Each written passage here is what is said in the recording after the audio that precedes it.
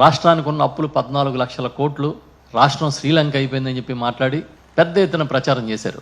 కానీ అసెంబ్లీలో 6,46,000 కోట్ల అప్పులు మాత్రమే ఉన్నాయని తేల్చి బడ్జెట్ ప్రవేశపెట్టడంతో దాంట్లో ఇదంతా కూడా ప్రస్పష్టంగా బయటపడింది. దీన్ని బట్టి అర్థమైంది ఏంటంటే ఉన్నదాన్ని లేనట్టుగా, లేనిదాన్ని ఉన్నట్టుగా చూపించడంలో ఇంకా ఆయన మించిన సిద్ధహస్తుడు లేడనేది అర్థమైంది. ఒక పక్క 14 లక్షల కోట్ల అప్పులని చెప్పి విపరీతంగా ప్రచారం చేసి ఏదో మొత్తం ఈ రాష్ట్రం దివాళా తీస్తుందన్నట్టుగా మాట్లాడి అధికారంలోకి వచ్చిన 5 నెలల కాలంలో 50,000 కోట్ల రూపాయలు అప్పు చేసిన ఘనత చంద్రబాబు నాయుడు గారికి మాత్రమే దక్కుతుంది. ఇంకా ఎన్నికల ముందు ఒక పెద్ద అబద్ధాన్ని ప్రచారం చేశారు. చంద్రబాబు నాయుడు గారు కానీ పవన్ కళ్యాణ్ గారు కానీ భయంకరంగా ప్రచారం చేశారు. పవన్ కళ్యాణ్ గారు అయితే ఎక్కడికి వెళ్ళినా చాలా ఆవేశంతో 30,000 మంది అమ్మాయిలు మిస్ అయిపోయారు ఈ రాష్ట్రంలో, నాకు కేంద్ర నిఘా వర్గాలు చెప్తున్నాయి, ఈ అమ్మాయిలందరూ మిస్ అయిపోవడంతో ఈ మిస్ అయిపోయిన వ్యవహారంలో వాలంటీర్లు కూడా సమాచారం అందించడం వల్ల ఇదంతా జరుగుతుందని పెద్ద ఎత్తున మాట్లాడుతూ ఉండేవాడు ఆయన. ఆయనతో పాటు చంద్రబాబు నాయుడు గారు, లోకేష్ గారు, మొత్తం అందరూ కూడా అమ్మాయిలు 30,000 మంది మిస్ అయిపోయారని ఇక్కడ ఏదో ఈ రాష్ట్రంలో ఒక అరాచకం ప్రబలబోతున్నట్టుగా ప్రచారం చేశారు. అసెంబ్లీలో ఇవాళ వాళ్ళ ఇచ్చిన సమాధానం చూస్తే కేవలం 46 మంది మాత్రమే హ్యూమన్ ట్రాఫికింగ్లో మిస్ అయ్యారట్టుగా అంకెలు చెప్పారు.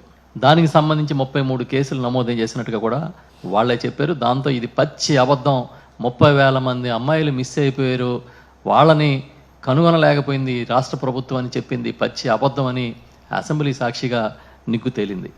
ఇంకొక అబద్ధాన్ని ఎన్నికల ముందు ప్రచారం చేశారు.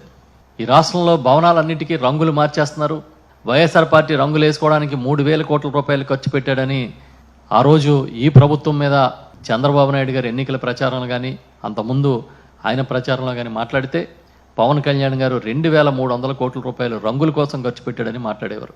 కానీ ఇవాళ అదే పంచాయతీరాజ్ శాఖ మంత్రిగా డిప్యూటీ సీఎంగా ఉన్న పవన్ కళ్యాణ్ గారు ఇచ్చిన ఆ రిప్లై ప్రకారం కేవలం రంగులు వేయడానికి, రంగులు తీయడానికి కలిపి 101 కోట్ల రూపాయలు మాత్రమే ఖర్చు పెట్టారని చెప్పి ఆయన అసెంబ్లీకి ఇవాళ సమాధానం చెప్పారు.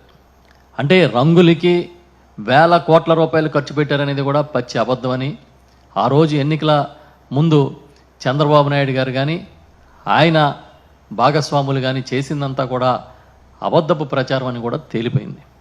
ఇంకా ఋషికొండ, విశాఖపట్నం ఋషికొండలో ప్రభుత్వ భవనాల నిర్మాణం చేస్తూ ఉంటే ఒక ఐకానిక్ భవనాలు లాంటివి ఉండాలి అనే ఉద్దేశంతో టూరిజం డిపార్ట్మెంట్ ద్వారా నిర్మాణం చేస్తే అవేదో జగన్మోహన్ రెడ్డి గారు సొంతానికి నిర్మాణం చేసుకున్నట్టుగా ప్రచారం చేశారు. ఏదో ప్యాలెస్లు నిర్మాణం చేసుకుంటున్నారని పచ్చి అబద్ధాలని వండి వార్చారు.